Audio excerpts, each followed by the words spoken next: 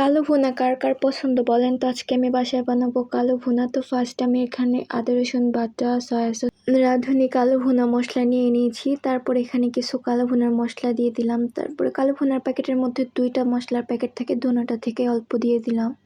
তারপরে এখানে কিছু আমি পেঁয়াজের কুচি দিয়ে দিব। পেঁয়াজ কুচি দিয়ে ভালো মতো মেখে মরিচের গুঁড়া দিয়ে দিব, হলুদের গুঁড়াও দিয়ে দিব, টমেটো সসও দিয়ে দিয়েছি। তারপরে রেগুলার রান্না করা সয়াবিন তেলও দিয়ে দিলাম। সয়াবিন তেল দিয়ে ভালো মতো চুলায় বসিয়ে আমি খুঁচুন দিয়ে নেড়ে নিব ভালো মতো। অথেন্টিক কালো ভুনা যদি সরিষার তেল দিয়ে রান্না করে, আমি ফার্স্ট টাইম রান্না করেছি সয়াবিন তেল দিয়ে, এটাও অনেক মজা হয়েছে। ভালো মতো কষিয়ে নিব। কষিয়ে নেওয়ার পর আমি এটার মধ্যে কিছু পানি দিয়ে নিব। তারপরে আমি বাগানের জন্য পেঁয়াজ কুচি, শুকনো মরিচ, রসুন দিয়ে ভালো মতো ভেজে নিব। ভেজে নেওয়ার পর মাংসটা যখন একটু শুকিয়ে আসবে তখন আমি ভালো মতো বাগারটা দিয়ে নিব মাংসটা দিয়ে। মাশাল্লাহ, এই সময় কি যে সুন্দর একটা ঘ্রাণ আসছে, আর এটা খেতেও দারুণ হয়েছে, যদিও আমি ফার্স্ট টাইম রান্না করেছি। বাগারটা দেওয়ার পর ভালো মতো নেড়ে চেড়ে আমি এটাকে অনেক শুকিয়ে নিব, একদম ভাজা ভাজা করে নিব।